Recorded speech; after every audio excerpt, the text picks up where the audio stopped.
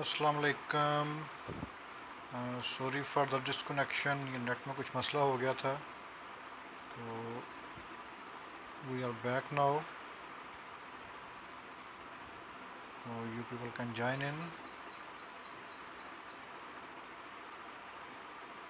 Let's see who has joined. जो join कर रहा है प्लीज़ वो अपना इंट्रोडक्शन करवाता जाए। इट विल बी ईजी कि हम फिर उसको ज़्यादा बेहतर तरीके से बात कर सकेंगे।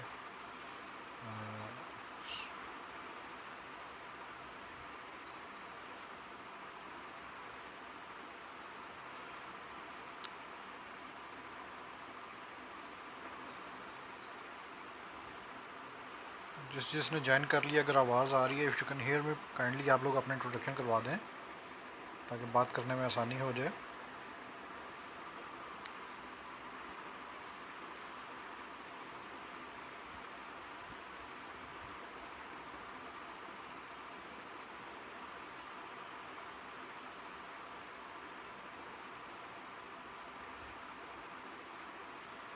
सैफुर रहमान, सैयद वसी हैदर, खुशामदीद, वेलकम ब्रदर्स। और बाकी भी जो लोग देख रहे हैं उन सबको भी वेलकम। तो लेट्स स्टार्ट। जिस तरह आप लोगों ने देखा होगा और वो शेयर भी किया गया था कि आज का जो हमारा सेशन है, जो वेबिनार है, it's an introduction to FIDIC and contract management. तो दो बुक्स शेयर की गई थी, उसमें से अगर आप लोगों का किसी ने उसको पढ़ा हो तो मेरा एक छोटा सा क्वेश्चन है, व्हाट डज स्टैंड बाय फिडिक। फिडिक से क्या बनता है, फिडिक का मतलब क्या है? काइंडली अगर कोई इसका जवाब दे तो।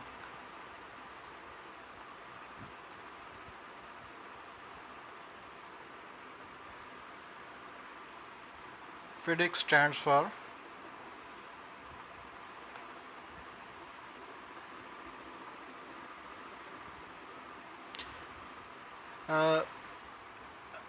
आई थिंक टाइपिंग स्पीड का थोड़ा सा मसला आ रहा है। तो FIDIC stands for federation of international consulting engineers. It's an international organisation जो कि स्विट्ज़रलैंड में जिसका हेड ऑफिस है। और ये जो डिफरेंट टाइप्स ऑफ कॉन्ट्रैक्ट्स हैं स्पेशली रिलेटेड टू इंजीनियरिंग, जिसमें कंस्ट्रक्शन भी है, मैकेनिकल भी है, प्लांट बिल्ड भी है, उसके लिए गाइडलाइंस और उसके कंट्रक्चुअल जो फॉर्म्स हैं वो प्रोड्यूस करती है। तो दुनिया भर में इसको अडॉप्ट किया गया है। पाकिस्तान में भी यूज़ हो रहा है, कई जगह पे अपने लोकलाइज्ड वर्जन यूज़ हो रहे हैं। तो ये एक जो इंजीनियरिंग में आपकी जो टॉप पोस्ट समझी जाती है प्रोजेक्ट मैनेजर, उसके लिए ये बहुत ज़रूरी है कि आपको कॉन्ट्रैक्ट का पता हो। तो अब लास्ट जो हमारा सेशन था उसमें एक चीज़ बार बार आ रही थी कि प्रोजेक्ट मैनेजर बनने के लिए क्या करना चाहिए, प्रोजेक्ट मैनेजर बनने के लिए क्या करना चाहिए। तो जब तक प्रोजेक्ट मैनेजर को कॉन्ट्रैक्ट का नहीं पता, he will be at a losing and, वो अच्छा प्रोजेक्ट मैनेजर नहीं होगा। अब कॉन्ट्रैक्ट मैनेजमेंट और प्रोजेक्ट मैनेजमेंट जो है ये दो इंटरचेंजेबली थिंग्स हैं। इसमें हर कंपनी का अपना काम करने का स्टाइल होता है। कुछ कंपनीज में प्रोजेक्ट मैनेजर ऊपर होता है और कॉन्ट्रैक्ट मैनेजर उसके नीचे काम कर रहे होते हैं, जो कि उसको असिस्ट कर रहा होता है। और कुछ कंपनीज में कॉन्ट्रैक्ट मैनेजर जो है वो प्रोजेक्ट मैनेजर से ऊपर होता है और उस को देख रहा होता है। कॉन्ट्रैक्ट मैनेजर इज़ नॉर्मली, उसको हम जब वो प्रोजेक्ट मैनेजर से ऊपर आएगा तो उसे मैनेजर तो नहीं कहेंगे, लेकिन उसे वो जनरल मैनेजर या वट एवर जो कंपनी डिसाइड करे उस पोर्टफोलियो का नाम, तो वो दो तीन प्रोजेक्ट मैनेजर उसके अंडर होते हैं और वो उनको देख रहा होता है। तो ये बहुत इंपॉर्टेंट है। और कॉन्ट्रैक्ट मैनेजमेंट जो है इसमें जो चीज़ें शामिल होती हैं, ये सिर्फ फिडिक शामिल नहीं है, इसमें कॉन्ट्रैक्ट नेगोशिएशन भी शामिल होती है, इसमें जो बिडिंग है वो भी शामिल होती है। It's a huge field. और पाकिस्तान में इसमें क्योंकि अभी बहुत ज़्यादा स्पेस है कॉन्ट्रैक्ट मैनेजमेंट में, बहुत कम लोग इसमें काम करते हैं। तो ये एक अच्छा एक मौका होता है कि अगर आप कॉन्ट्रैक्ट मैनेजमेंट में चले जाएं तो आप लोग ज़्यादा अच्छी जॉब सिक्योर कर सकते हैं और ज़्यादा जल्दी ग्रो कर सकते हैं। तो कमिंग टू द पॉइंट, अब हम अपने आते हैं टॉपिक की तरफ कि सबसे पहले हम ये जानना ज़रूरी है कि कॉन्ट्रैक्ट होता क्या है। एनीबॉडी, अगर आप मुझे टाइप करके जल्दी जल्दी लिख दें कि आपके मुताबिक कॉन्ट्रैक्ट क्या होता है, तो मेरे लिए बड़ा आसान हो जाएगा आगे प्रोसीड करना।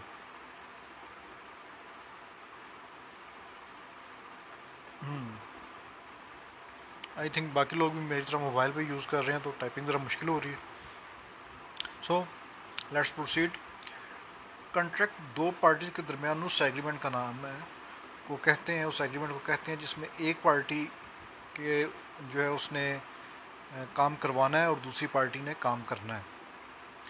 तो ये लीगली जो है ये बाइंडिंग होता है दोनों पार्टीज़ के ऊपर, ये इन्फोर्स किया जा सकता है। ये इसकी सबसे आसान डेफिनेशन है। दोनों पार्टीज़ के ऊपर लीगली बाइंडिंग होगा और लीगली इन्फोर्स किया जा सकेगा। अगर कोई ऐसा कॉन्ट्रैक्ट कहा जाता है कि जी वो लीगली इन्फोर्स नहीं किया जा सकता, तो वो कॉन्ट्रैक्ट लॉ की टर्म में, कानून की नज़र में वो कॉन्ट्रैक्ट नहीं होगा। और लीगल टर्म में उसे कहते हैं वाइड एबिनिशियो, कि वो कानून उसको इस तरह ट्रीट करेगा कि जैसे वो हुआ ही नहीं। तो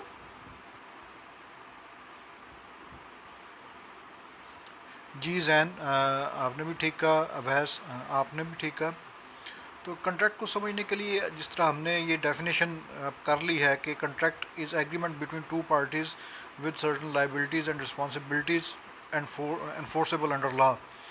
तो अब इसको हमने देखना है कि लॉ के कौन सा इसको डील करेगा। तो दुनिया के मुख्तलिफ ममालिक में जो लॉ कॉन्ट्रैक्ट को डील करता है वो होता है कॉन्ट्रैक्ट लॉ। पाकिस्तान में जो कॉन्ट्रैक्ट लॉ है, अनफॉर्चुनेटली और फॉर्चुनेटली पाकिस्तान, इंडिया, बांग्लादेश इन ममालिक में वो 1872 का जो कॉन्ट्रैक्ट एक्ट है वही चल रहा है, उसी के अंडर ये सारे डील होते हैं। हम लोग माशाल्लाह इतने काबिल हैं कि हम लोग उसको इम्प्रूव नहीं कर सके, या वो अंग्रेज़ों ने इतना परफेक्ट उस ज़माने में बना दिया था कि अब उसमें इम्प्रूवमेंट की ज़रूरत ही नहीं है। तो फिर उसके बाद अगर आप आएँ तो हमने ये बात कर ली। तो फिर जो कॉन्ट्रैक्ट लॉ के मुताबिक जो भी कॉन्ट्रैक्ट एग्रीमेंट होता है वो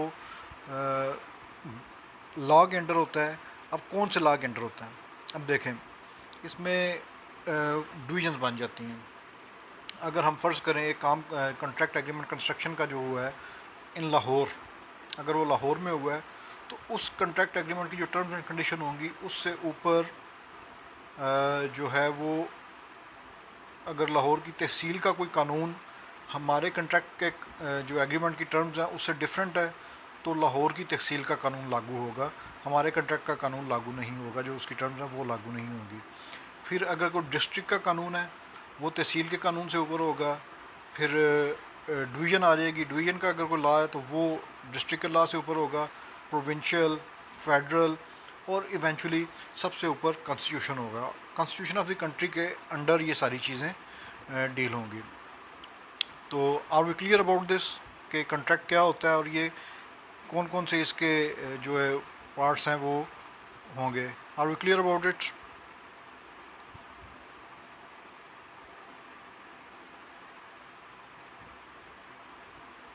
एनीबॉडी प्लीज़?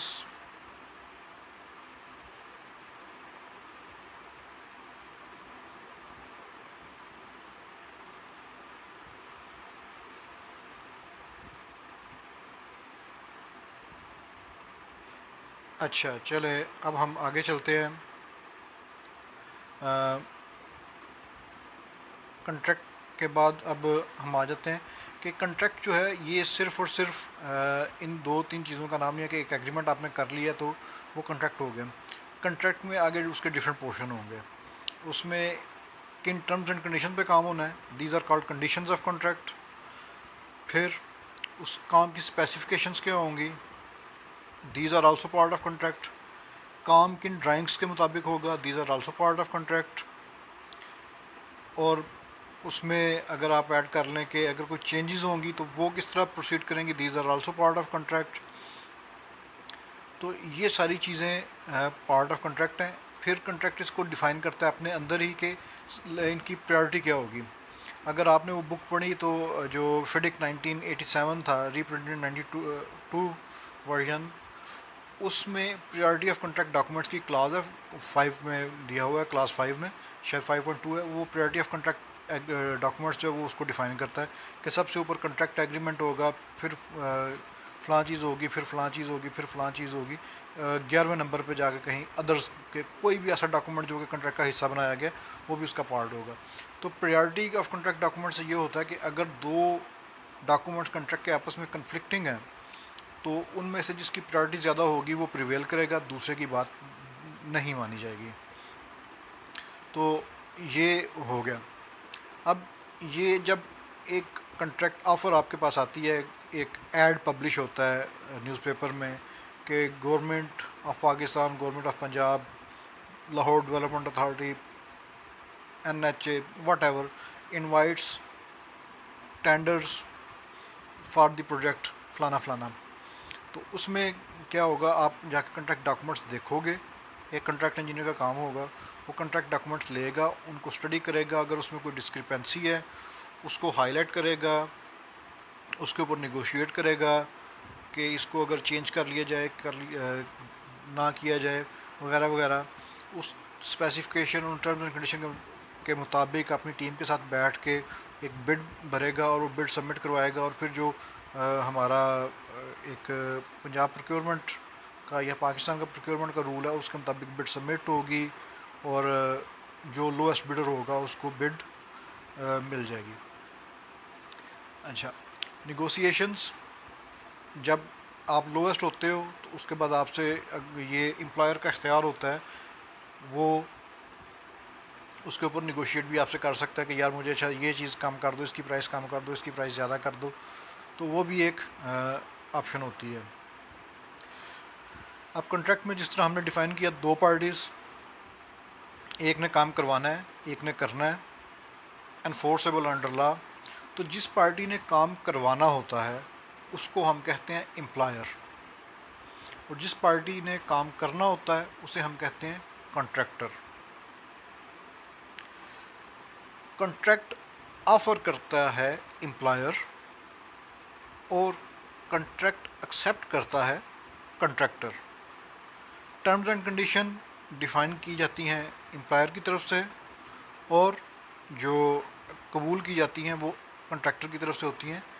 फिर इसमें एक और थर्ड पार्टी इन्वॉल्व की जाती है अंडर फिडिक, जो कि कॉन्ट्रैक्ट की सुपरविजन करती है।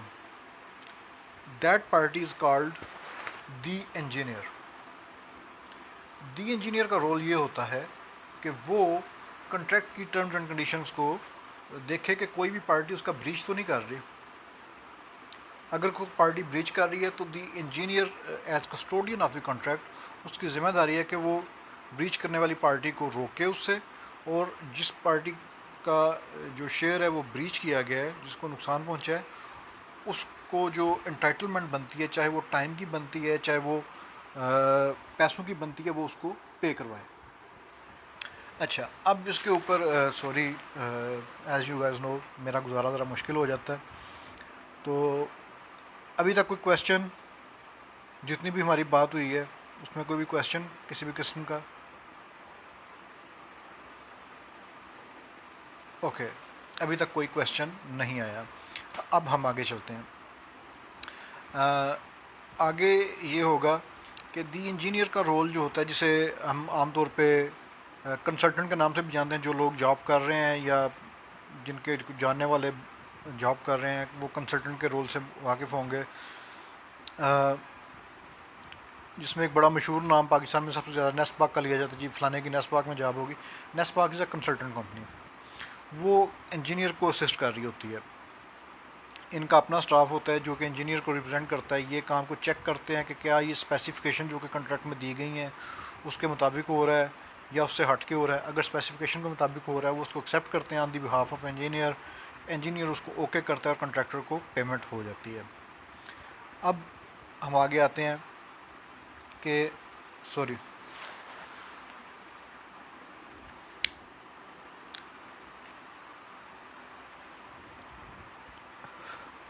कि जो कॉन्ट्रैक्ट के मुताबिक जो हमने ब्रीच की बात की, तो जो भी प्रॉब्लम होंगे उसके ऊपर इंजीनियर को नोटिस दिया करेगा।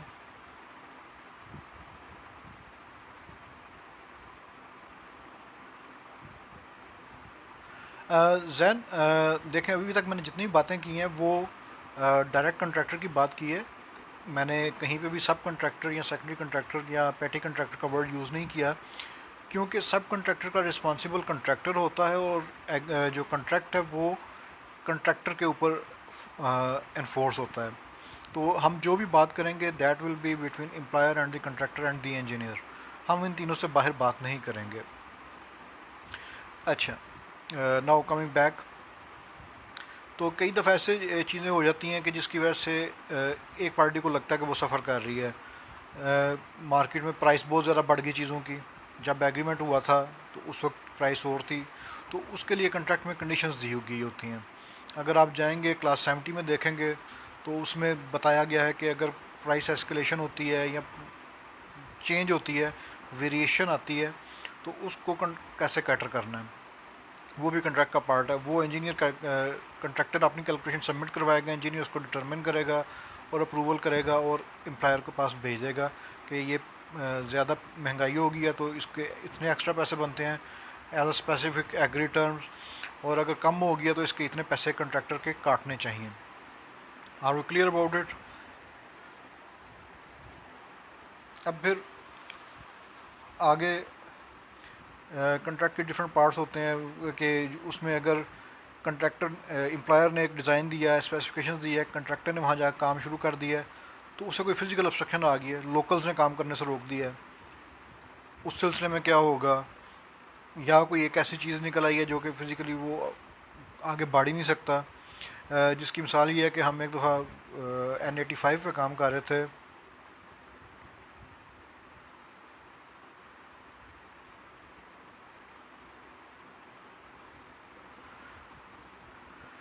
अच्छा, तो हम N85 पे काम कर रहे थे, हमें जो डिज़ाइन दिया गया रोड की अलाइनमेंट का, जब हम लोग वहाँ पे पहुँचे, हमने सर्वे स्टार्ट किया तो पता चला कि जो हमारा रोड है वो एक गवर्नमेंट इंस्टॉलेशन है, जो कि ग्रिड स्टेशन है, उसके दरमियान से गुजर रहा है। तो ये एक फ़िज़िकल ऑब्स्ट्रक्शन थी, हम वहाँ पे काम नहीं कर सकते थे, रोड को रीडिज़ाइन होना था। तो उस सिलसिले में फिर जो कॉन्ट्रैक्ट है वो प्रोविज़न देता है कि ट्रैक्टर को टाइम मिलेगा, अगर उसकी कोई मशीनरी आइडल खड़ी रही है तो उसको पेमेंट होगी, वगैरह वगैरह। अगर किसी चीज़ की क्वांटिटी कंट्रैक्ट में बढ़ जाए या कम हो जाए, उसका भी एक फार्मूला दिया होता है कि अच्छा ये आप, फार्मूला तो नहीं दिया होता, एक तरीक़ाकार दिया हुआ है जिसके तहत उसको डिटरमिन किया जा सकता है कि इस आइटम की प्राइस जो वो रीविज़िट हो सकती है, नहीं हो सकती, वगैरह वगैरह। फिर अगर बात करें तो एक कंडीशन आती है कि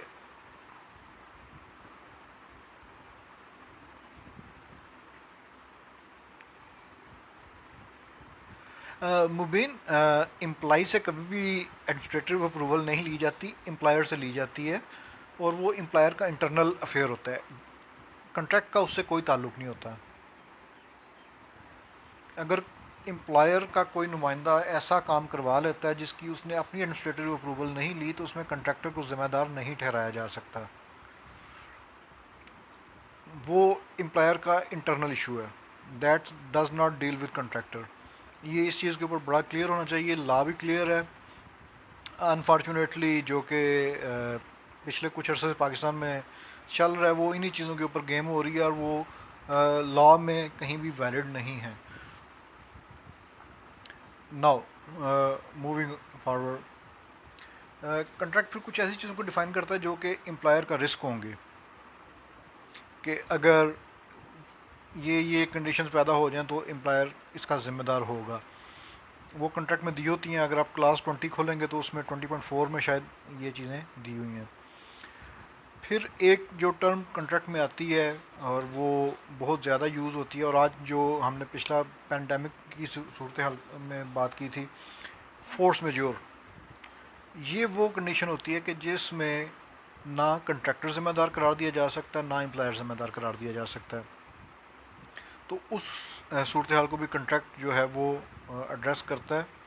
और क्लास 20.4 है जो एम्प्लॉयर रिस्क की क्लास है, पार्टिकुलर कंडीशन में जाके एम्प्लॉयर इसको चेंज करके तो इसको फोर्स मेजोर का नाम देता है, कि जिसमें वार, हॉस्टिलिटी, रिबेलियन वगैरह वगैरह जितनी भी चीज़ें हैं, अर्थक्वेक्स, तो उसमें एम्प्लॉयर और जो कंट्रैक्टर हैं वो एक दूसरे को इम्यून कर देते हैं कि इसका जो लॉस होगा वो एक दूसरे से हम नहीं लेंगे। तो फोर्स मेजोर की एक एग्जांपल मैं आपको देता हूँ कि इस वक्त पूरी दुनिया में ऑलमोस्ट जो पैंडमिक कंडीशन है कोरोना वायरस की, उसकी वजह से ऑलमोस्ट बड़े से बड़े कॉन्ट्रैक्ट्स में फोर्स मेजोर की क्लास जो है वो एक्टिवेट कर दी गई है, और एम्प्लॉयर और कॉन्ट्रैक्टर्स ने एक दूसरे को इसे बरीजुमा करार दे दिया है कि इसका जो भी इफ़ेक्ट होगा वो बाद में कैलकुलेट किया जाएगा, लेकिन इसमें फाइनेंशियल जो है वो इन्वॉल्व नहीं होंगे। लेकिन पाकिस्तान दुनिया का शायद एक वाहिद मुल्क है जिसमें अभी तक फोर्स मेजोर क्लास को एक्टिवेट नहीं किया गया। ये जो आपके पावर प्लांट के जो एग्रीमेंट है आईपीपीज़ के साथ और एलएनजी वाले, तो उसमें गवर्नमेंट ऑफ पाकिस्तान जो है don't know why capacity charges पे करती जा रही है। हालांकि अगर फोर्स में जो एक्टिवेट कर दिया जाता तो काफ़ी पैसे बचाए जा सकते थे। नाउ कमिंग फॉरवर्ड, फिर कॉन्ट्रैक्ट इस चीज़ को भी करता है कि अगर ये मैं सारी जो बातें कर रहा हूँ ये फिडी के तहत कर रहा हूँ, इस चीज़ को भी कैटर करता है कि अगर एम्प्लॉयर एक इक्विपमेंट साइट के ऊपर लेके आया जो कि इंटेंडेड फॉर द कंस्ट्रक्शन है, तो वो उसको इंजीनियर की इजाज़त के बगैर कॉन्ट्रैक्ट से जो उसकी प्रोजेक्ट लोकेशन है उससे बाहर नहीं लेके जा सकता। अगर वो बाहर लेके जाना चाहता है तो उसके लिए उसको स्पेसिफिक परमिशन लेनी पड़ेगी। अगर वो परमिशन के बगैर लेके जाता है तो उसको जुर्माना भी हो सकता है। अगर उसको परमिशन मिलती है तो फिर उसके ऊपर कोई लाइबिलिटी नहीं होगी।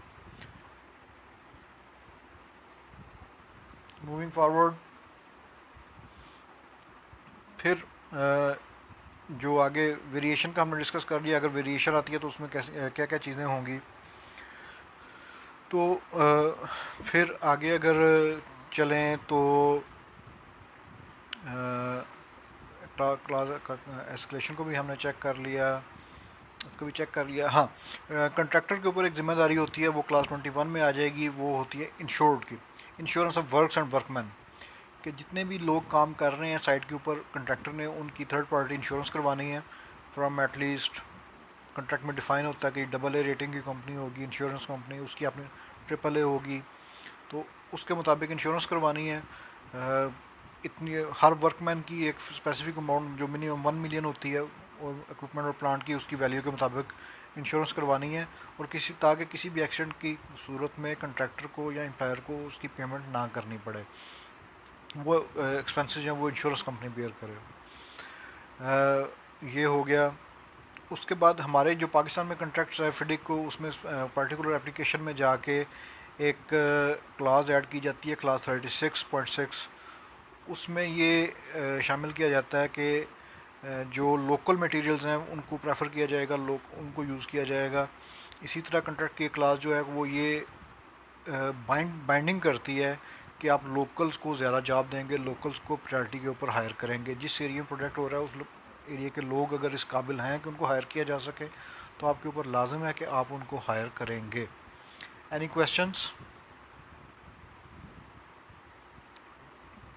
अब क्वेश्चंस की बारी, फिर हम आगे चलते हैं।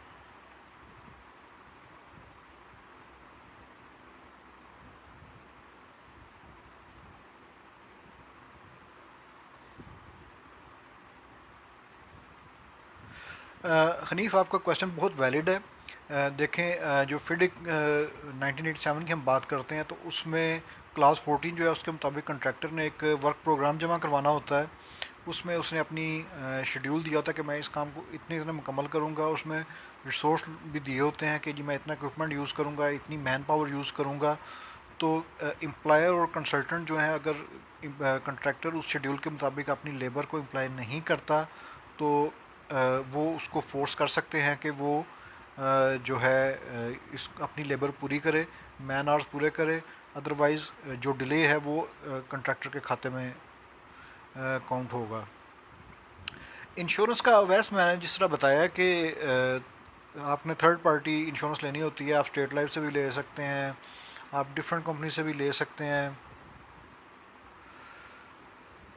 तो वो इशू जो है वो इंजीनियर्स और प्रोजेक्ट मैनेजर से इतना डील नहीं करता, वो फाइनेंस वाले डील करते हैं। लेकिन ये कि इंश्योरेंस लेनी होती है, अगर इंश्योरेंस ना ले तो फिर एम्प्लॉयर के पास ये इख्तियार होता है कि वो सिमिलर रेटिंग्स की इंश्योरेंस हासिल करके कॉन्ट्रैक्ट की, तो उसकी जितनी भी फ़ीस और एक्सपेंसेस हैं वो कॉन्ट्रैक्टर से रिकवर कर लें। मुबीन, वेरी वैलिड क्वेश्चन। इसमें लाहौर हाई कोर्ट ने स्टे ऑर्डर दिया था, तो उसमें ये पूरे प्रोजेक्ट के ऊपर नहीं था, पार्शियल था। लेकिन कंट्रैक्टर्स ने ये किया था कि जो, अगर आपको याद हो तो शालामार जो बाग है उसके पास स्टे था, बुद्धू कावा उसके पास स्टे था, फिर चुबुर्जी के पास स्टे था, उससे आगे कुछ मकबरा ज़ेबुनिसा के पास स्टे था। तो उसमें कंट्रैक्टर ने ये किया था कि उस एरिया में जो गर्डर्स थे और ट्रांसम थे उनको कास्ट करके रख लिया था, और जब उनको इजाज़त मिली थी तो उन्होंने वो बाकी जो पियर्स और वगैरह का काम करना था वो करके तो गर्डर्स लॉन्च कर दिए थे। लेकिन नो डाउट उनके वो जो रिसोर्स उसके ऊपर यूटिलाइज हुए तो उसका उन्होंने क्लेम किया हुआ है। तो लेट्स होप वो उसका आगे कुछ बन जाएगा। तो लेकिन ज़्यादा चांसेस यही हैं कि कोर्ट के एक गलत डिसीजन की वजह से कंट्रैक्टर्स को काफ़ी सारे पैसे मिल जाएंगे। Sir, FIDIC is not law, FIDIC is under law. Law FIDIC से ऊपर है। फिडिक गाइडलाइंस हैं कि आपने ये टर्म एंड कंडीशन रखनी है, तो उन गाइडलाइंस को यूज़ करते हुए कॉन्ट्रैक्ट को बनाया जाता है। जी, एनी मोर क्वेश्चन? अस्सलाम वालेकुम डॉक्टर साहब, वी आर वेरी लकी कि डॉक्टर साकिब अहमद साकी ने हमें ज्वाइन किया है।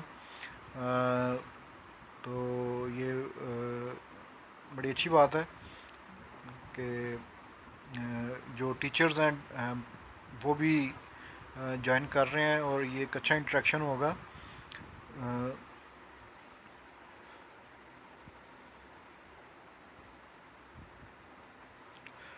Asad, these are not bank insurance. Bank guarantees are separate thing और insurance guarantees are policies are separate thing. तो आप रेटिंग जो डबल ए है या ट्रिपल ए रेटिंग है, ये जो इंश्योरेंस पॉलिसीज़ का अपना एक सेटअप है, उसके मुताबिक उनके एसेट्स और उनकी जो वर्किंग स्टाइल है, इन्वायरमेंट है, इस तरह की चीज़ों को देख के इंटरनेशनल एजेंसीज उनको रेटिंग देती हैं और उस हिसाब से फिर वो अब काम कर सकती हैं उस लिमिट तक। Bank guarantees are against mortgage और कैश डिपॉजिट, वो एक अलग इशू है। जी, एनी मोर क्वेश्चन? अच्छा, साकिब साहब के ज्वाइन करने से मुझे एक चीज़ याद आई है कि ये जो बुक्स हमने शेयर की थी, these are called FIDIC red books. इसके अभी तक 3 वर्जन आए हैं, फिडिक 1987, 99 और 2017। तो पीडीएफ ड्राइव के ऊपर, अगर जिस तरह मैंने लास्ट टाइम भी कहा था कि आप जाएंगे तो आपको ये तीनों वर्जन वहाँ से मिल जाएंगे और आप लोग इनको डाउनलोड करके पढ़ सकते हैं। और इसमें बहुत अच्छी डेफिनेशन दी हुई हैं चीज़ों की और काफ़ी अच्छा एक्सप्लेन किया हुआ है। उसको पढ़ के अगर आप इनके ऊपर अबूर हासिल कर लें तो you can land a good job. FIDIC ने इस सिलसिले में प्लांट बिल्ड के जो हैं उसके ऊपर भी अपना बुक्स पब्लिश की हुई हैं, फिडिक येलो बुक, फिडिक सिल्वर बुक। अब फिडिक ने एक नई बुक पब्लिश की है जिसे फिडिक एमरल्ड बुक कहा गया है, और ये specifically this is for tunnelling and underground works. तो टनलिंग में डॉक्टर साकिब साहब काफ़ी काम करके आए यूएसए में भी। तो लेट्स होप कि किसी दिन डॉक्टर साहब से भी हम गाइडलाइन लेंगे कि टनलिंग में जो कंट्रैक्ट को कैसे इन्फोर्स किया जाता है। Awais, bank guarantee is not always in cash form. ये प्रॉपर्टी के अगेंस्ट भी बैंक गारंटी हो सकती है। आप उतना कैश मार्जिन बैंक के पास रखवा के भी गारंटी ले सकते हैं। तो ये दोनों चीज़ें चलती हैं। एनी मोर?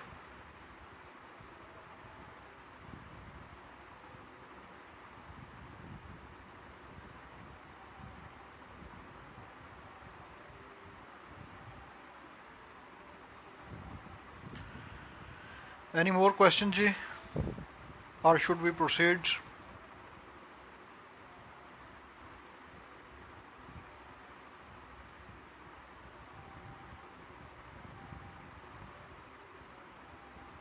ओके, अब ये बुक है मेरे पास, जिसको आप देखें, ये जो हमने शेयर भी की थी, फेडिक इंटरनेशनल जो है, ये 1987 वर्जन है, और इसकी जो जनरल कंडीशंस ऑफ कॉन्ट्रैक्ट हैं ये हम देख रहे हैं, जिसके बारे में हम बात कर रहे थे जगह जगह पे।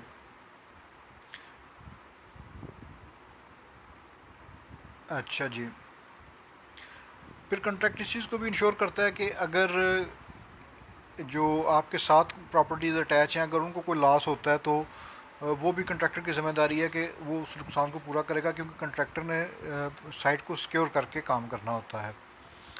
फिर एक चीज़ आ जाती है सस्पेंशन, कि अगर किसी वजह से काम सस्पेंड हो गया, जिसमें जिस तरह मुबीन का क्वेश्चन आया था कि कोर्ट ने स्टे ऑर्डर दे दिया, काम सस्पेंड हो गया, लोकल्स ने काम रोक दिया, ये पैराडामिक में आ गए, काम सस्पेंड हो गया, तो अगर तो एक ऐसी सूरत हाल बनती है कि कंट्रैक्ट जो है वो इंजीनियर एक लेटर लिख देगा, जी फ़लाँ वजह से काम सस्पेंड हो गया, तो कंट्रैक्टर काम बंद करने का पाबंद होगा।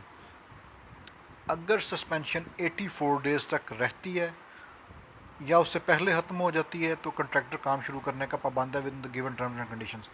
अगर 84 डेज़ से ज़्यादा सस्पेंशन प्रोलॉन्ग करती है, तो कंट्रैक्टर के पास ये इख्तियार है कि वो एक नोटिस दे के तो काम को, अपना कंट्रैक्ट जो है वो टर्मिनेट कर सकता है, कि भाई अब मेरे लिए काम करना पॉसिबल नहीं रहा, तो मैं इस कंट्रैक्ट को टर्मिनेट करना चाहता हूँ, और वो फिर उसकी अपनी टर्म्स एंड कंडीशन जो टर्मिनेशन की हैं उसके मुताबिक कंट्रैक्ट टर्मिनेट हो जाएगा। इसमें एक बड़ी इम्पॉर्टेंट बात जो है कि कंट्रैक्ट एग्रीमेंट, ये तो पार्ट ऑफ कंट्रैक्ट, ये डॉक्यूमेंट्स हैं, ये पार्ट ऑफ कंट्रैक्ट है। कंट्रैक्ट एग्रीमेंट जो कि सुपरसीड कर रहा होता है इन सबको, वो किया जाता है in the presence of witnesses. तो कंट्रैक्ट को टर्मिनेट करने के लिए भी आपको विटनेसेस की ज़रूरत होती है। ऐसा नहीं हो सकता कि बगैर विटनेस के और यूनिलैटरली कोई भी पार्टी कंट्रैक्ट टर्मिनेट कर दे। उसकी एक एग्जांपल जो मैं अपनी, जहाँ पे कंट्रैक्ट के बारे में कोई प्रेजेंटेशन होती है, जो कंट्रैक्ट की मैं सबसे आम फहम एग्जांपल जो देता हूँ वो होती है शादी की। Marriage is a contract between a man and a woman, और वुमन और man, on given terms and condition in the presence of witnesses. तो ये कॉन्ट्रैक्ट जो है ख़त्म भी इसी तरह होगा। Termination of contract, social contract हो, फाइनेंशियल कॉन्ट्रैक्ट हो, वो विटनेसेस की अदम मौजूदगी में ख़त्म नहीं होता, और अगर उसको कोई ख़त्म किया जाए तो वो गैर कानूनी, और अगर हम शरीयत के लिहाज से बात करें तो गैर शरई होगा, क्योंकि आप किसी दूसरी पार्टी का हक नहीं मार सकते। क्वेश्चंस? नो? ओके। अब काम करने के दौरान एक सिचुएशन अराइज होती है कि जी ये कोई एक्स्ट्रा वर्क मुझसे करवा लिया गया, या मेरा ये एक्स्ट्रा एक्सपेंस हो गया। अवैस मैं बिल्कुल इस तरफ आ रहा था, एक्स्ट्रा काम करवा लिया गया, ये सस्पेंशन की वजह से, जिस तरह वो आगे मुबीन के क्वेश्चन में मैंने बात की थी कि कंट्रैक्टर ने अपना क्लेम जमा करवाया, उसके रिसोर्स क्योंकि आइडल रहे थे, तो उसका एक प्रोसीजर होता है, उस एक टाइम पीरियड कॉन्ट्रैक्ट में दिया गया होता है कि उस टाइम पीरियड के अंदर कंट्रैक्टर ने अपना क्लेम लॉन्च करना होता है, इंजीनियर उसको चेक करता है, डिटरमिन करता है, और अगर वो एक ऑन गोइंग इवेंट है जो कि कंटिन्यूस इवेंट होगा, तो कंट्रैक्टर टाइम टू टाइम उसको अपडेट करता रहेगा अपने क्लेम को। जब हो जाएगी तो इंजीनियर उसकी कॉस्ट डिटरमिन करके तो वो एम्प्लॉयर को भेज देगा, और एम्प्लॉयर उसको पे करेगा। अगर एम्प्लॉयर पे नहीं करता तो फिर क्या होगा, इसका प्रोसीजर भी कंट्रैक्ट में दिया हुआ। तो जो आइडल चार्जेस हैं उस यही है कि अगर सस्पेंशन में suspend, this is the question, अगर कंट्रैक्टर की अपनी गलती की वजह से कोई सस्पेंशन हुई है तो कंट्रैक्टर आइडल चार्जेस का हकदार नहीं होगा, रैदर एम्प्लॉयर उसके ऊपर अपना क्लेम कर सकता है कि इसने काम लेट किया है, उसको कहते हैं लिक्विडेटेड डैमेजेस। तो एम्प्लॉयर वो क्लेम कर सकता है थ्रू इंजीनियर। एम्प्लॉयर ये नहीं कर सकता कि वो यूनिलैटरली पैसे काट ले, जो भी काम होगा वो थ्रू दी इंजीनियर होगा। दी इंजीनियर का काम जो है वो सुपरविजन ऑफ कॉन्ट्रैक्ट और बैलेंस रखना है दोनों पार्टियों के दरमियान। The engineer is.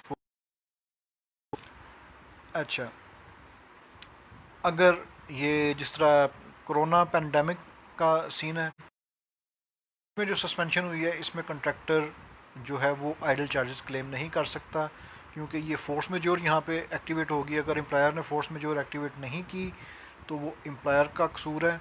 फिर उस सूरत में ये यही कंट्रैक्ट मैनेजमेंट है कि कौन सा नोटिस दिया है जो आपको देना चाहिए था और आपने नहीं दिया। जिस तरह मैंने कि government of Pakistan force majeure invoke करके तो काफ़ी पैसे बचा सकती थी। दैट्स मिलियंस ऑफ डॉलर्स जो कैपेसिटी पेमेंट में एलएनजीज़ को और जो आपके आईपीपीज़ हैं उनको दिए जा रहे हैं। अगर फोर्स में जो एक्टिवेट कर दिया जाता तो इसमें से बहुत से पैसे बच सकते थे, जो कि नहीं किया गया। That's contract management. एक अच्छा कंट्रैक्ट मैनेजर जो होता है उसे पता होता है कि अब जो सिचुएशन राइज हुई है इसमें कंट्रैक्ट की कौन सी क्लास को यूज़ करते हुए मैं अपनी पार्टी के लिए, चाहे वो एम्प्लॉयर का एम्प्लॉई है, मुलाजिम है, चाहे वो कंट्रैक्टर का मुलाजिम है, अपनी पार्टी के लिए कैसे सेविंग कर सकता हूँ। तो this is the job of contract manager. उसे पता होना चाहिए कि मैंने कहाँ, मैं अपनी पार्टी की सेविंग कैसे कर सकता हूँ। अब हॉस्पिटल की हमें ये जब ये लॉकडाउन का हुआ इशू तो उसमें हमें इंस्ट्रक्शन दी गई डी इंजीनियर की तरफ से कि जी आप क्योंकि हॉस्पिटल का प्रोजेक्ट कर रहे हैं तो आपने अपना काम जारी रखना। Contractually we are bound to follow the engineer's instructions. हम उसको ना नहीं कर सकते रीजंस। तो हमने फिर उसको लिखा कि सर कंस्ट्रक्शन का काम हम कर रहे हैं, हम हॉस्पिटल ऑपरेट या मेडिकल का काम नहीं कर रहे। तो हम अगर अपना काम जारी भी रखते हैं तो हमारी जो सप्लाई लाइन है, सप्लाई चेन है जो जिसमें हमारे पास सीमेंट आना है, स्टील आना है, ब्रिक्स आनी है, पेंट आना है, वट एवर, वो पीछे सारा कुछ बंद है। तो हम एक ही सूरत हाल में काम नहीं कर सकते। दूसरा, हॉस्पिटल को डिक्लेयर कर दिया है आइसोलेशन के लिए या क्वारंटीन के लिए, तो वो जो प्रोटेक्टिव इक्विपमेंट है वो हमारे जो स्टाफ है वो क्या करेगा। आप हमें ये सारी चीज़ें प्रोवाइड करें, ये हमारी लाइन इंश्योर करें तो हम काम स्टार्ट कर देते हैं, अदरवाइज़ हम नहीं कर सकते। सेफ्टी, हेल्थ सेफ्टी का जो चीज़ की परमिशन नहीं देता। तो उस चीज़ के ऊपर दी इंजीनियर ने एग्री किया। और लेकिन क्योंकि ये पेंडेमिक है तो उसमें हम किसी भी किस्म के आइडलिंग चार्जेस क्लेम नहीं कर सकते। जो हम क्लेम कर सकते हैं वो ये होगा कि जब ये सारा काम खुलेगा तो जितना टाइम पीरियड इस वजह से वो ज़ाया हुआ है या जो भी हुआ है उतना एडिशनल टाइम हमें दे दिया जाएगा काम मुकम्मल करने के लिए।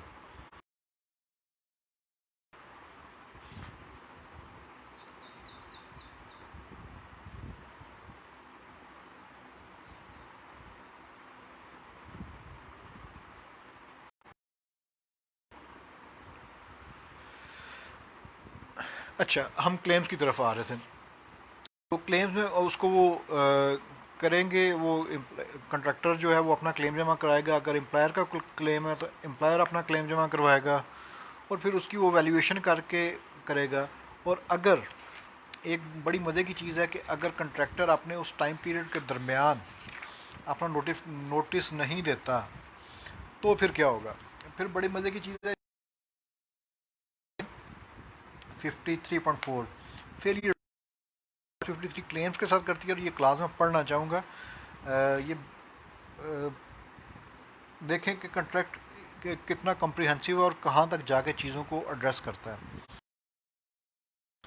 If the contractor fails to comply with any of the provisions of this clause in respect of any claim which he seeks to make, his entitlement to payment in respect thereof shall not exceed such amount as the engineer or any arbitrator or arbitrators appointed pursuant to clause 67.3 assessing the claim considers to be verified by contemporary records whether or not such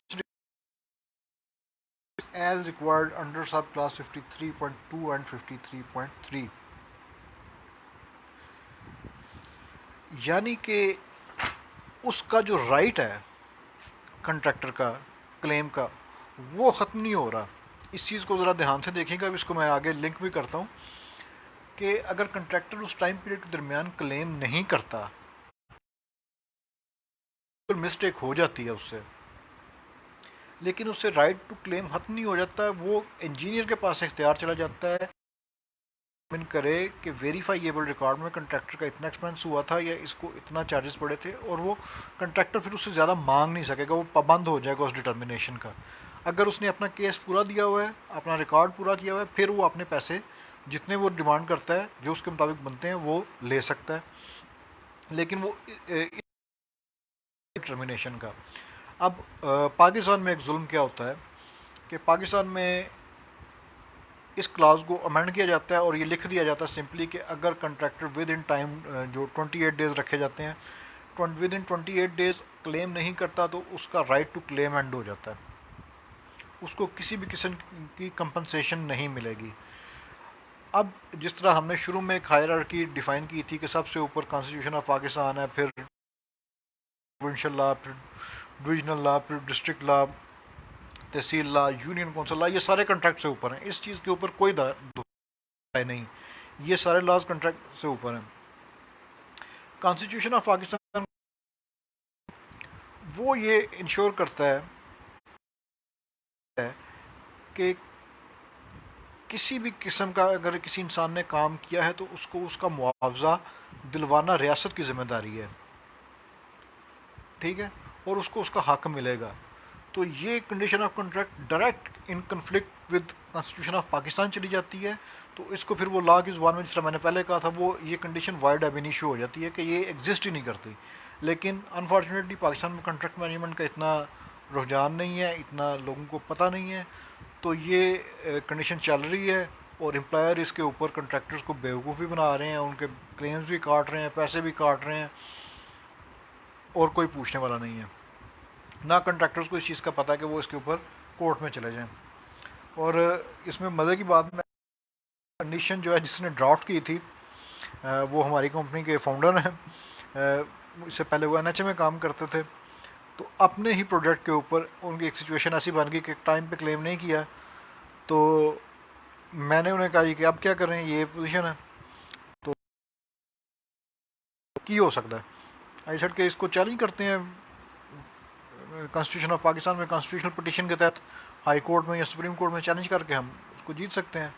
तो then he said के यार हत्थां दियां मारियां गंढा दंदा ना खोलियां पैंदियां ने, कि ये कंडीशन मैंने ड्राफ्ट की थी जब हम कंट्रैक्टर से क्लेम हारे थे इन नेशनल हाईवे अथॉरिटी, और आज वो वही मेरे ऊपर लागू हो रही है। दिस फैक्ट कि ये आपके सामने कारमा आपको डील करना पड़ जाए, बिलियंस ऑफ रुपीज़ की पेमेंट जो है वो फंस गई है। क्वेश्चंस?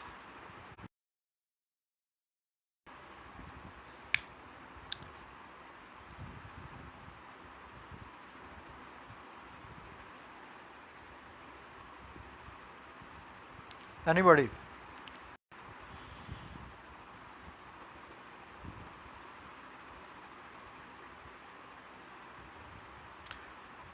डेफिनेटली। देखें मुहिब, आपने जो बात किया, you have use a term security act. अब कॉन्स्टिट्यूशन जो है उसके तहत पार्लियामेंट अपना एक्ट करती है, दैट्स कॉल्ड एक्ट। उसके एक्ट के तो लॉज के अंडर फिर आगे कॉन्ट्रैक्ट्स जो है वो ड्राफ्ट किए जाते हैं या काम किया जाता है। तो ये हायरार्की में आप देख लें, मैं उस डिस्क्रिप्शन में मिस कर गया था। Constitution, parliament, law, subsequent law, then contracts.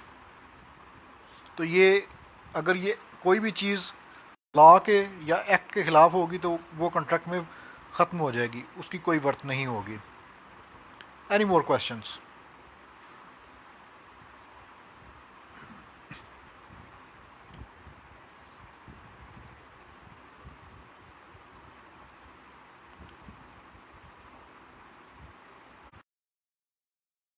कुछ लिखो।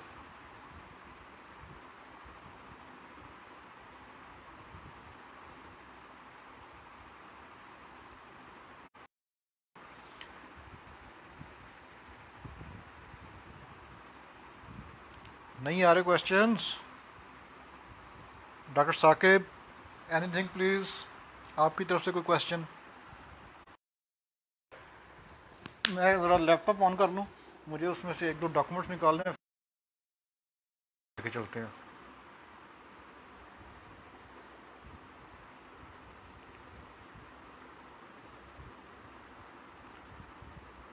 उतनी देर में अगर किसी ने क्वेश्चन करना तो वो पोस्ट कर सकता है।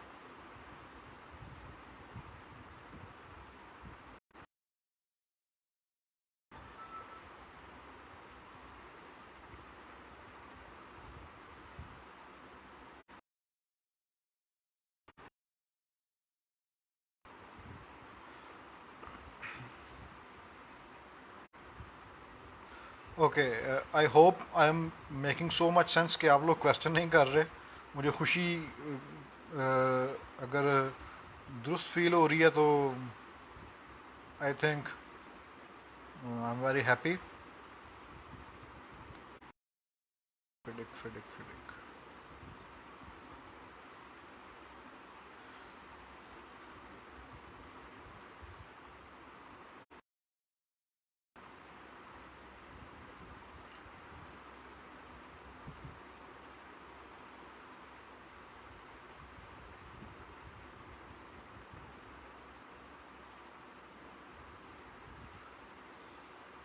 अच्छा, फिर जिस तरह हम बात कर रहे हैं है वो कैसे हो रही है और कैसे होनी है, तो ये एक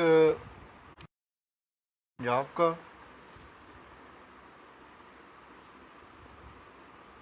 the Punjab public private partnership act 2004। अच्छा, जिस तरह आपने इसके नाम से देख सकते हैं, दिस इज़ एन एक्ट।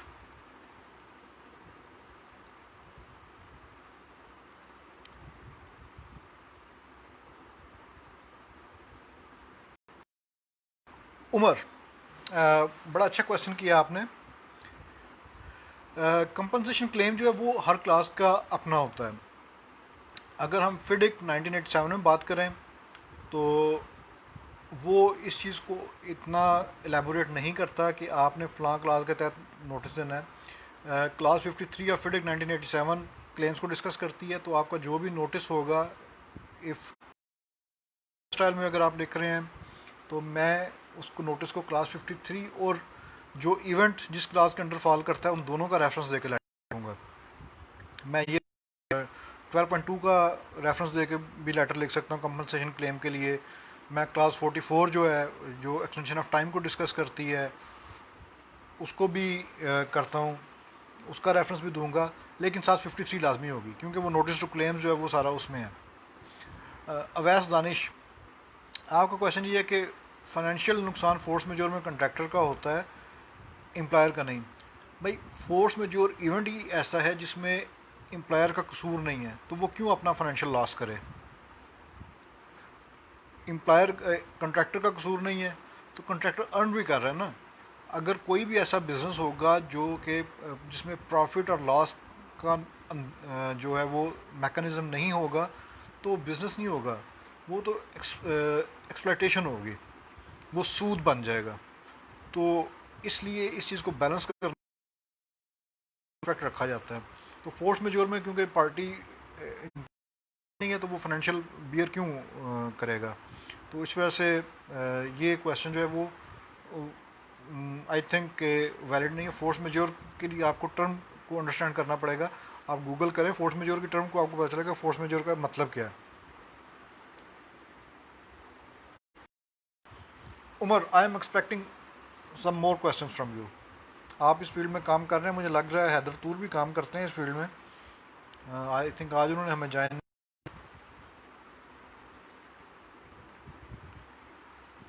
तो Punjab public private partnership act की हम बात कर रहे थे। जिस तरह आपने देखा कि वो एक्ट ऑफ पार्लियामेंट है 2014 में पंजाब असम्बली में ये,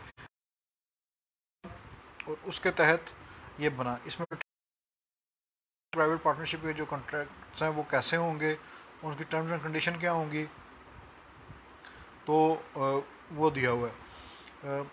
पब्लिक अब जो कॉन्ट्रैक्ट की डिफरेंट टाइप्स होती हैं उस एक्ट्स हैं, मैं अंदर रह के बात करूँगा। पब्लिक प्राइवेट पार्टनरशिप की आगे सब टाइप्स आ जाएंगी। उसमें बिल्ड ऑपरेट ट्रांसफ़र होगा, उसमें बिल्ड लीज ट्रांसफ़र होगा, बिल्ड ओन ऑपरेट ट्रांसफ़र होगा।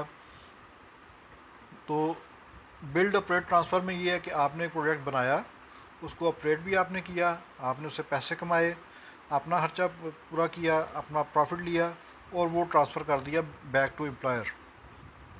बिल्ड ओन आपके पास आ जाती है, ऑपरेशंस भी आपके पास आ जाते हैं, और फिर इन दी एंड आपने ट्रांसफ़र करना होता है। बिल्ड लीज़ ट्रांसफ़र में आपको क्या करना होता है, आप बिल्ड करते हैं, फिर एम्प्लॉयर को लीज़ कर देते हैं और अपनी पेमेंट उससे टर्म्स एंड कंडीशन के ऊपर लेते रहते हैं over a period of time, फिर आप एंड में उसको ट्रांसफ़र कर देते हैं।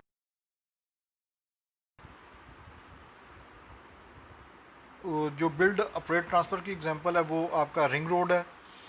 रिंग रोड में CRFW ने काफ़ी काम किया हुआ है, तो वो जो सेक्शन है आपका से लेके अड्डा प्लॉट तक, ये SL2 इसे कहते हैं, साउदर्न लूप 2, ये FW बिल्ड किया, उसको वो ऑपरेट कर रहे हैं और इसको वो in after period of 25 years इसको गवर्नमेंट को ट्रांसफ़र बैक कर देंगे। फिर बिल्ड लीज ट्रांसफ़र की एक एग्जांपल है, वो एक प्रोजेक्ट हमने, वो था वाटर सप्लाई का, कि जो सरफेस वाटर ट्रीटमेंट थी उसके, तो हमने वो सप्लाई करना था। तो वो ये था कि हमने प्रोजेक्ट इंस्टॉल करना था, वो सारी फैसिलिटी इंस्टॉल करनी थी, फिर हमने वो जो सिटी डिस्ट्रिक्ट गवर्नमेंट फैसलाबाद है उसको ट्रांसफ़र कर देना था। उससे फिर जो अर्निंग जो वासा फैसलाबाद ने करनी थी, उस अर्निंग में से उन्होंने अपना शेयर रखना था और हमारा शेयर हमें देना था for a period of 25 years. तो ये बिल्ड लीज ट्रांसफ़र की एग्जांपल थी।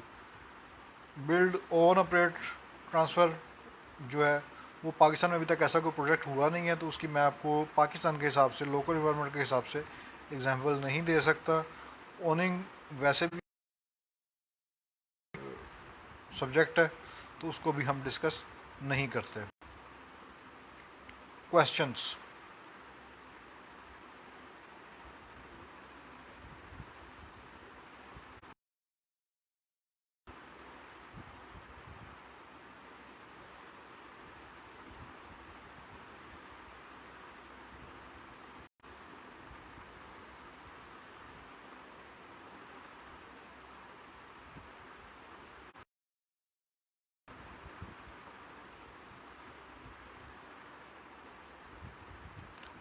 क्वेश्चंस?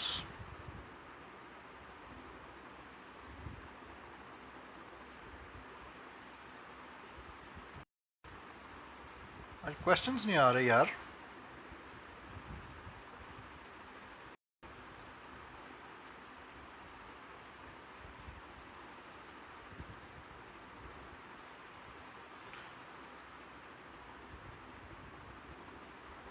एनीबॉडी? अच्छा जी,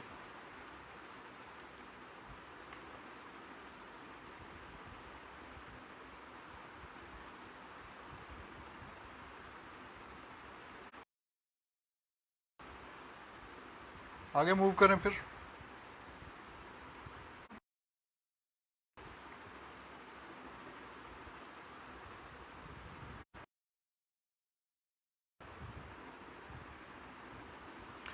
ओके,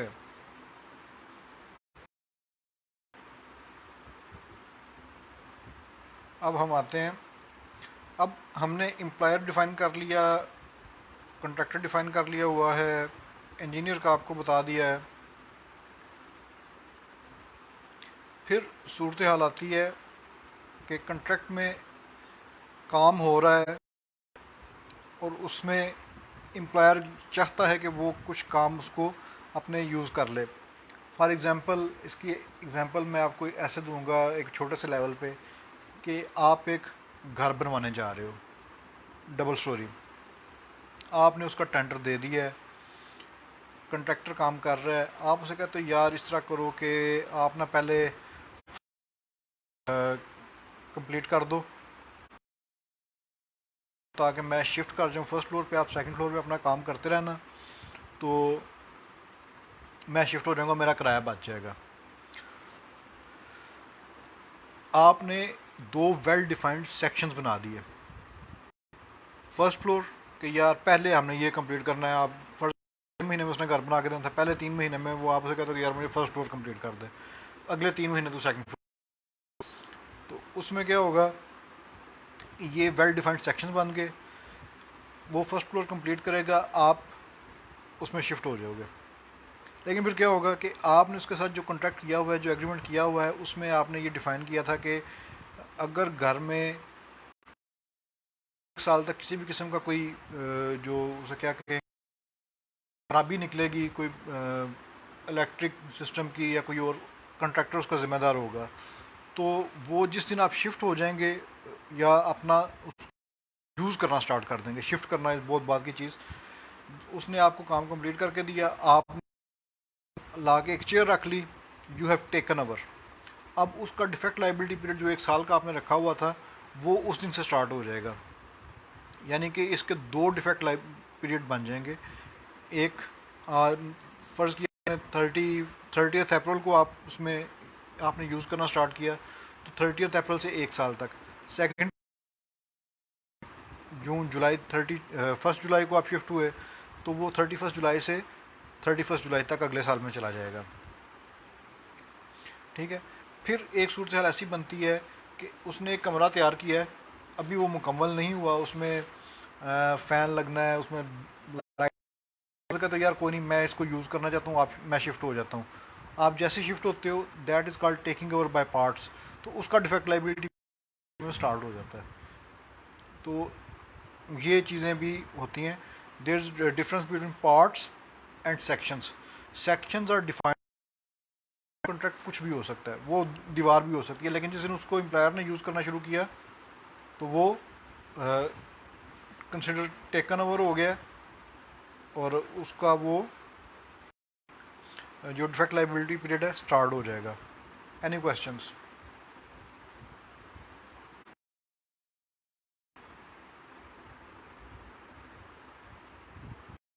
बहुत खामोशी है यार।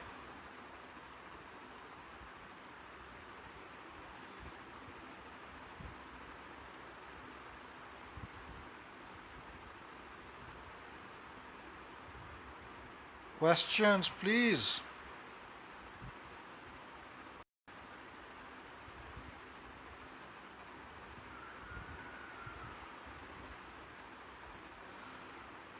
टॉपिक ज़्यादा मुश्किल है या बोरिंग है या क्वेश्चंस नहीं है?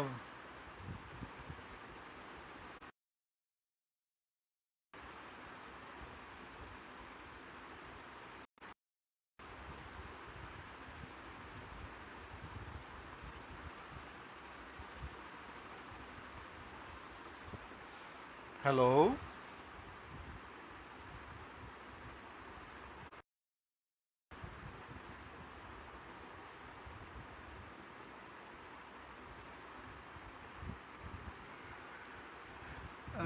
शायद मुझे भी मिला है, इसको मैंने डिस्कस किया है कि ये जो स्टे दिया गया था, गलत स्टे दिया गया था, क्योंकि उसकी स्टडीज़ हो चुकी थी उससे पहले, ये जो यूएन से इसकी परमिशन मिल चुकी थी, उसके बावजूद भी स्टे दिया गया था। तो जब कोर्ट की बात आ जाए तो उसके ऊपर कमेंट करना कोई इतना अच्छा नहीं होता। तो अपने कमेंट्स इसको रिज़र्व रखता हूँ, तो इस बैठ के बात करेंगे इसके ऊपर। आपका हो गया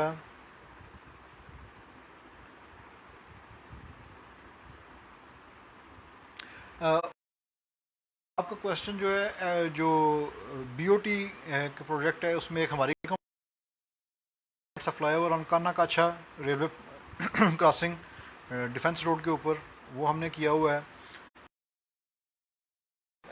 एक दो प्रोजेक्ट्स हुए हैं बीओटी के।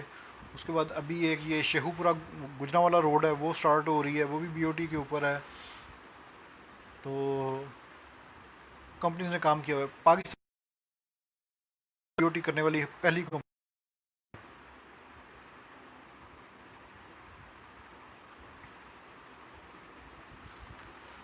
जी बॉयज़।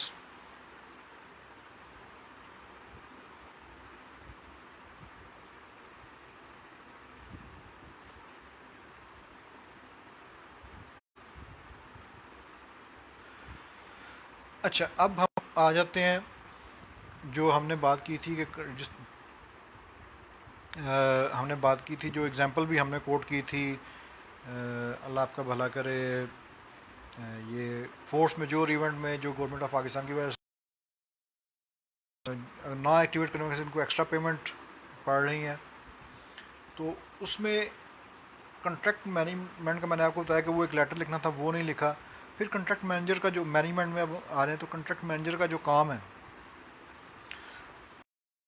चीज़ें वो आ रही होती हैं, वो इस सब को देख रहा होता है। शेड्यूल आपने प्लानिंग इंजीनियर से ले लिया, ठीक है, जिसके मुताबिक काम होना है, उसने अपनी टीम के साथ डिस्कस कर लिया। डेफिनेटली जो ऑपरेशन टीम है या कंस्ट्रक्शन टीम है उसने करने हैं, लेकिन उसका इम्पेक्ट जो है वो कॉन्ट्रैक्ट मैनेजर को पता होना चाहिए कि अगर मैं अपने रिसोर्सेज पूरे रखूँगा तो मैं ये काम अपने स्कोप के मुताबिक कर लूँ, ये सेविंग हो सकती है। अगर नहीं करूँगा तो उसमें मुझे क्या क्या लॉसेज आ जाएँ। उसकी डॉक्यूमेंटेशन, उसे ये भी पता होना चाहिए एक अच्छे कॉन्ट्रैक्ट मैनेजर को कि क्योंकि मैं क्लेम अगर मैंने करना है, कोई काम करना है, तो उसमें मुझे रिकॉर्ड कितना ज़रूरी है, मुझे कौन कौन सा रिकॉर्ड, तो वो एक अच्छा कॉन्ट्रैक्ट मैनेजर उस रिकॉर्ड को वेल ऑर्गेनाइज तरीके से रखेगा और उसको यूज़ करेगा, ठीक है। फिर आती है सब्सिक्वेंट करस्पॉन्डेंस। फिर अगर कोई इशू राइज होता है तो उसमें अपनी करस्पॉन्डेंस स्टार्ट कर देगा, निगोसिएशन स्टार्ट कर देगा। अगर वो नहीं करता तो कॉन्ट्रैक्ट जो है वो मैनेजर नहीं होगा। इसको हम जो कह लें प्रोजेक्ट कंट्रोल सिस्टम के तहत भी कर सकते हैं, इसको हम कॉन्ट्रैक्ट कंट्रोल सिस्टम भी कह सकते हैं। कॉन्ट्रैक्ट इंजीनियर का या जो भी है उसका काम इन सारी चीज़ों को स्ट्रीमलाइन करके रखना है।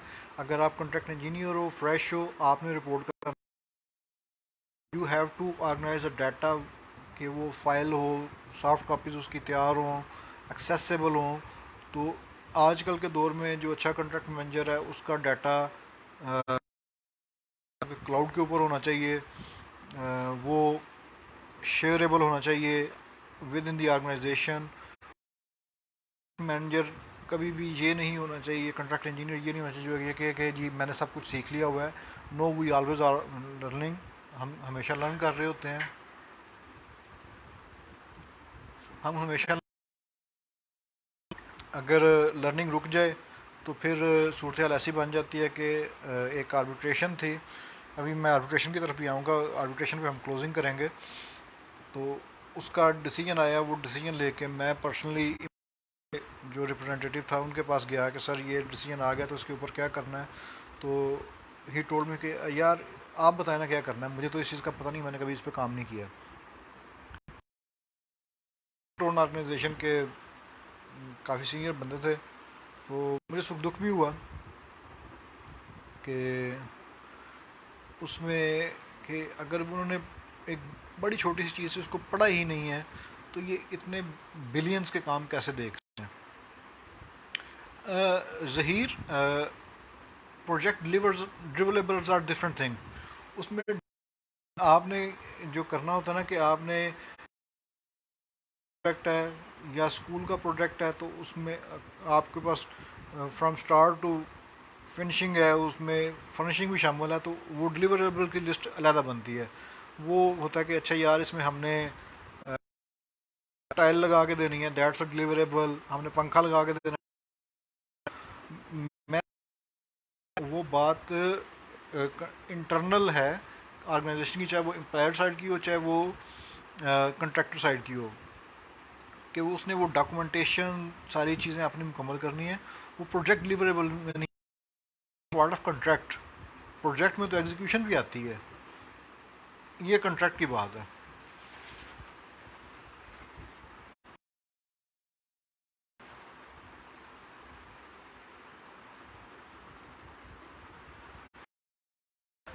फिर एक अच्छा जो कॉन्ट्रैक्ट मैनेजर होता है वो कास्ट कंट्रोल भी कर रहा होता है। ये बड़ी एक मज़े की चीज़ है कि क्योंकि उसने जो एग्रीमेंट किया हुआ है उसको पता है कि मेरे जो ये इतने पैसे आएंगे और ये मैं आगे फ़लाँ करूँगा उससे मुझे इतने पैसे आएंगे।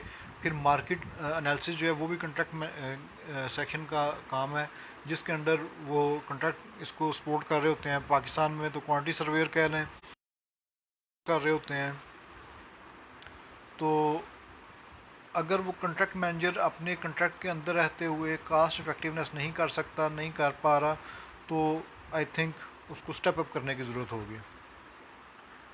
जी, एनीथिंग मोर?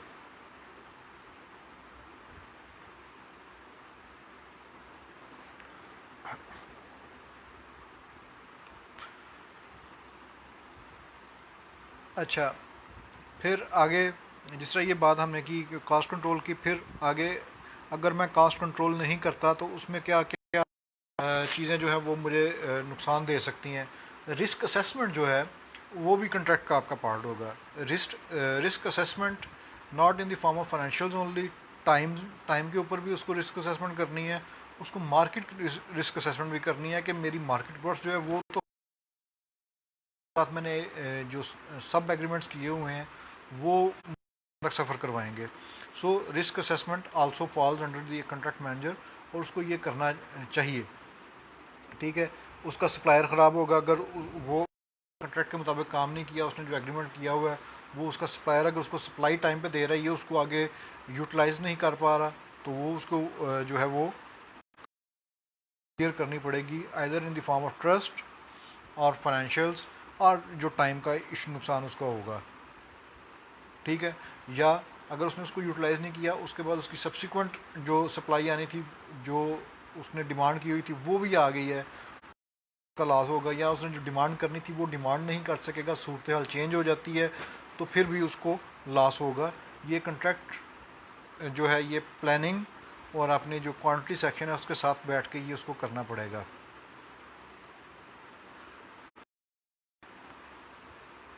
जी, कोई क्वेश्चन?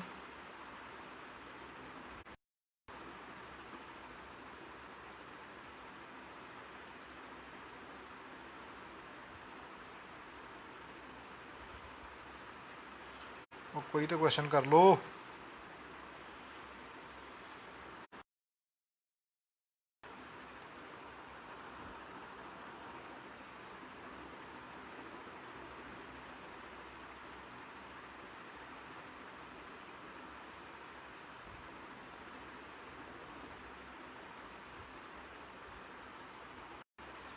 ओके, अब हम आते हैं क्लोजर की तरफ।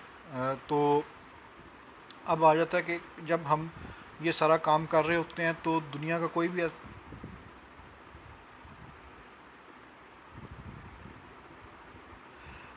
ज़हीर, हमने जो भी डिस्कशन की है वो हमने फिडिक को सामने रख के की है।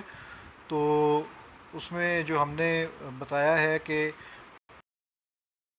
अंडर होता है और वो सारी टाइमलाइन, अगर ये जब ये हम अपना सेशन ख़त्म करते हैं तो आप वीडियो दोबारा से देखना, इसको मैं सेव कर दूंगा।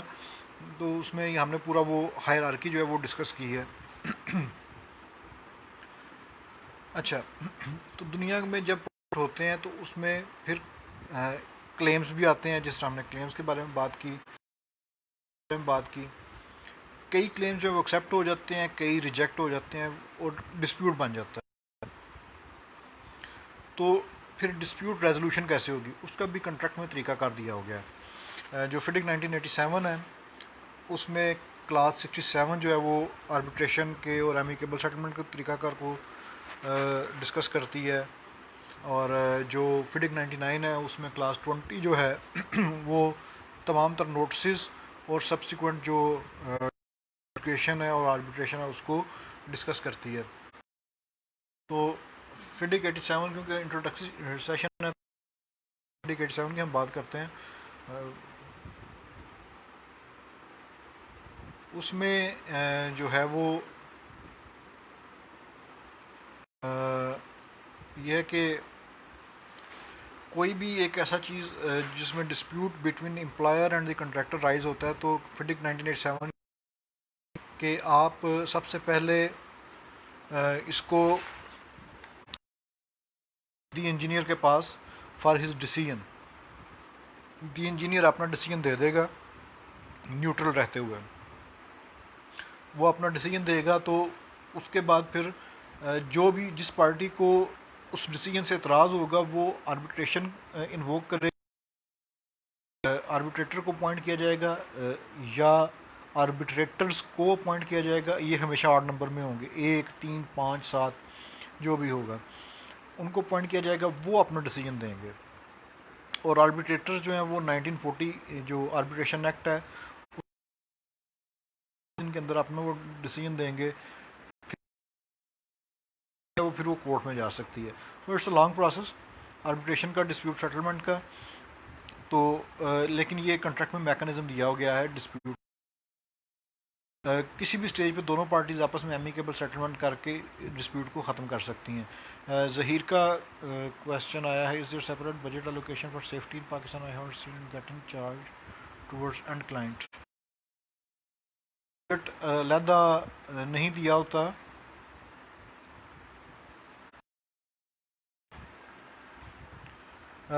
वो ये जो हमारा BOQ होता है इसके प्रीफेस में लिखा होता है कि जी जितनी भी आइटम रेट्स कंसिडर होंगी तो सेफ्टी का अलहदा से बजट नहीं दिया गया होता, हालांकि देना चाहिए।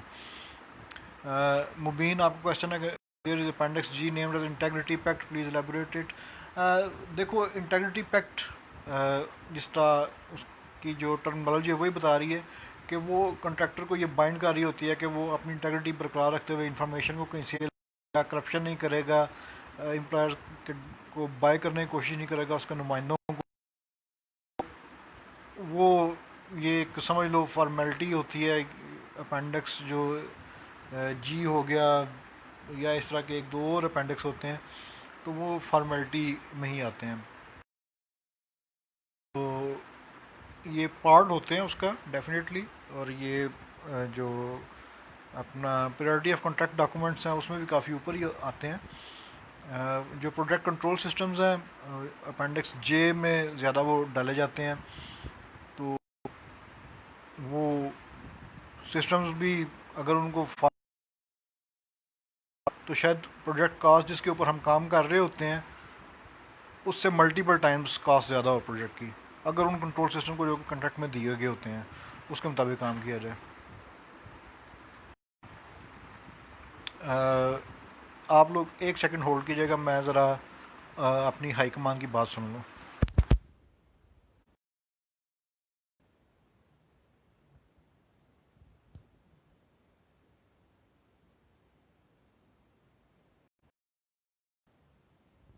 ओके जी। अवैस आपने फिडिक 99 पढ़ा है, इसका मतलब है जो फिडिक 1987 में दी इंजीनियर डिसीजन है वो अख्तियार दी इंजीनियर से लेके डिस्प्यूट एडजुडिकेशन बोर्ड को दे दिया गया है। तो डिस्प्यूट में चैलेंज डिसीजन जो है वो डायरेक्टली कोर्ट में चैलेंज नहीं होगा। क्लास 20 जो है वो इस सिलसिले में बड़ी क्लियर है, 20.4 है आई थिंक, वो ये कहती है इनफिडिक 99 20.4 इनफिडिक 99 वो ये कहती है कि डैब का डिसीजन जो भी पार्टी एग्रीव्ड पार्टी होगी जिसको उससे इख्तलाफ होगा वो आर्बिट्रेशन में चैलेंज करेगी, लेकिन वो ये पाबंदी लगाती है कि आर्बिट्रेशन में चैलेंज करने से पहले वो डैब का जो डिसीजन है उसको इम्प्लीमेंट करेगी फिर चैलेंज करेगी। फिर आर्बिट्रेशन का डिसीजन अगर उसके ख़िलाफ़ आता है तो फिर वो उस चीज़ को कोर्ट में जो एग्रीड पार्टी है वो चैलेंज कर सकती है। अगर सेम रहता है तो फिर भी कोर्ट में जा सकते हैं, कोर्ट में जाने की ऑप्शन हमेशा खुली रहती है। लेकिन अगर आप ये कंट्रेक्चुअल स्टेप्स पूरे किए बगैर कोर्ट में चले जाए तो कोर्ट आपको वापस भेज देती है कि गो बैक एंड जो कंप्लीट द कंट्रेक्चुअल स्टेप्स आप वो पूरे करें। और अगर आप जो फिडिक 99 है दिया गया वो क्लास 3 में इंजीनियर के ऊपर एक रिस्पॉन्सिबिलिटी लगा देती है डिटर्मिनेशन की। तो डिटर्मिनेशन इज़ अ थिंग कि न्यूट्रल होकर डिटर्मिन करना है, क्योंकि 1987 में जो दी इंजीनियर है दैट इज़ न्यूट्रल, लेकिन फिडिक 99 में और 2017 में the engineer agent of the employer. तो जब वो एजेंट ऑफ एम्प्लॉयर बन जाता है तो उसके ऊपर ये रिस्पॉन्सिबिलिटी नहीं रहती कि वो न्यूट्रल हो, बस जब वो क्लास 3 के मुताबिक एक्शन ले रहा हो जो कि डिटर्मिनेशन का एक्शन है तो उसमें सिर्फ उसको न्यूट्रल रहना पड़ता है। तो जो कंट्रैक्टर है या एम्प्लॉयर है वो इंजीनियर के किसी भी प्रपोजल से या किसी भी चीज़ डिटर्मिनेशन से खिलाफ करते हुए डैब में जा सकते हैं किसी भी एक्शन में। Anything more.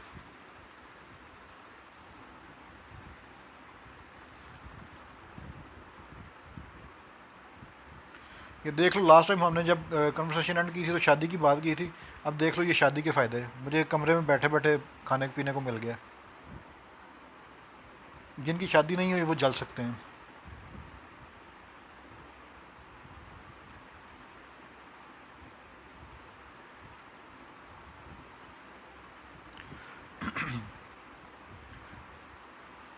अवैस, मुबीन, ज़हीर, उमर, आप लोगों के क्वेश्चन आने चाहिए यार।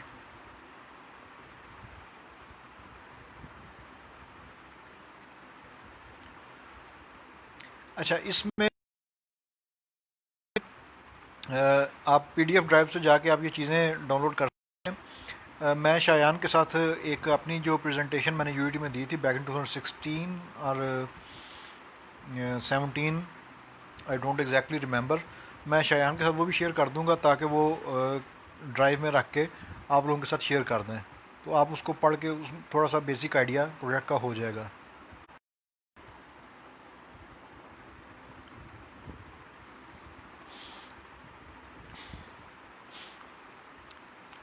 Zaheer, break the engagement at the earliest, don't get married.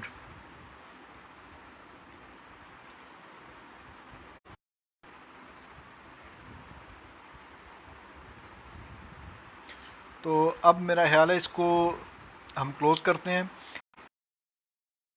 Questions आए डॉक्यूमेंट्स को पढ़ने के बाद वो आप पोस्ट कर दें, तो अगर ज़रूरत महसूस हुई तो हम एक सेशन कर लेंगे, अदरवाइज़ फिर हम वहीं पे आपको ग्रुप में रिस्पांस कर दें।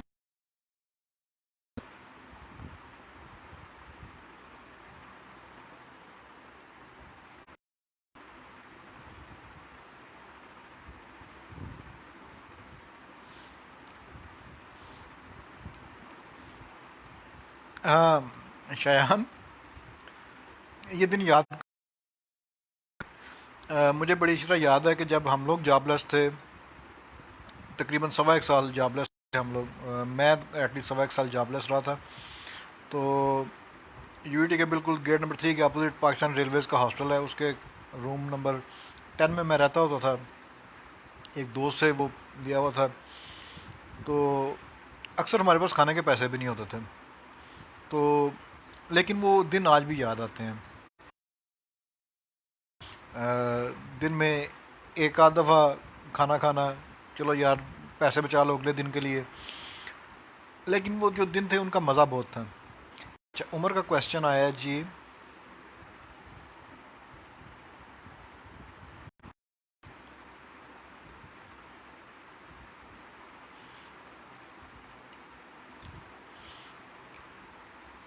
उमर, पाकिस्तान में ज़्यादातर फिडिक 1987 जो कि पाकिस्तान इंजीनियरिंग काउंसिल की वेबसाइट पे जो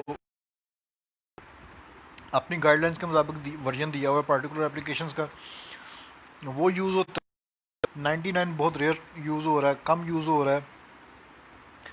2017 अभी तक मेरे नोटिस में नहीं है कि पाकिस्तान में कहीं पे भी यूज़ हो रहा हो। ज़्यादातर 1987 NHA में भी 1987 यूज़ होता है। नेस्पाक जहाँ पे हो वो भी 1987 यूज़ करती है।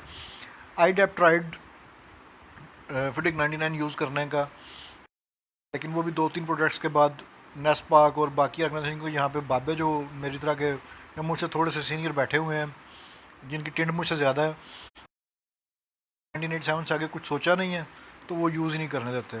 हालांकि फिडिक 2017 is a very good document, वो सबसे अच्छा डॉक्यूमेंट है।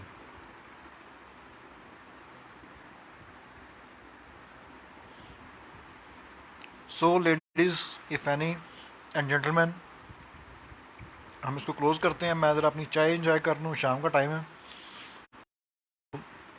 बाकी आप लोग क्वेश्चंस मुझे डायरेक्टली भी पोस्ट कर सकते हैं, ग्रुप में भी पोस्ट कर सकते हैं। आई विल देयर, मैं इंशाल्लाह जहाँ तक मुमकिन हो आप लोगों को गाइड करूँगा to the best of my knowledge. और इंशाल्लाह मैं ये उम्मीद करता हूँ कि ये एक स्टेपिंग स्टोन है आप लोगों के लिए। आप पे कदम रख के आगे बढ़ेंगे और इंशाल्लाह आप उन जगहों पे पहुँचेंगे, उन मकामात पे पहुँचेंगे जो हमने ख्वाब देखा था, जहाँ पे हम नहीं क्वेश्चन करें इंशाल्लाह।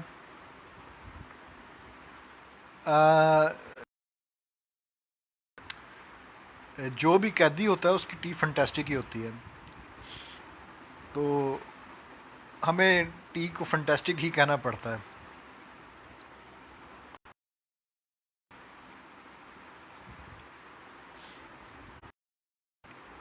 तो इंशाल्लाह सी यू गाइस सून।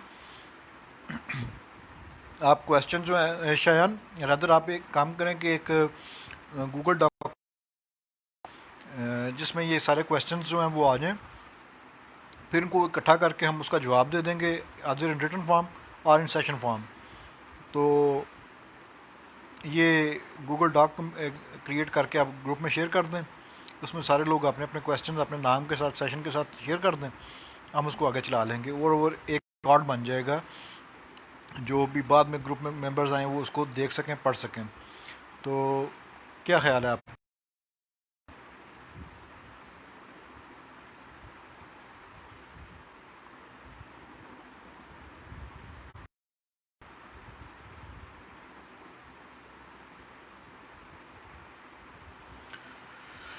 तो ladies and gentleman, let's conclude.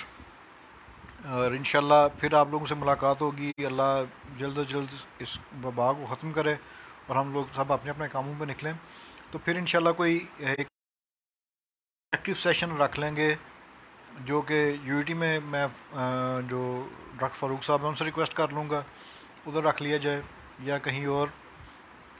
तो इंशाल्लाह फिर होगी और वो आप एक डॉक्यूमेंट करें, फिर इंशाल्लाह इसको हम आगे फर्दर लेके चलेंगे और अच्छी चीज़ें एक दूसरे से सीखेंगे। Thank you very much ladies and gentleman.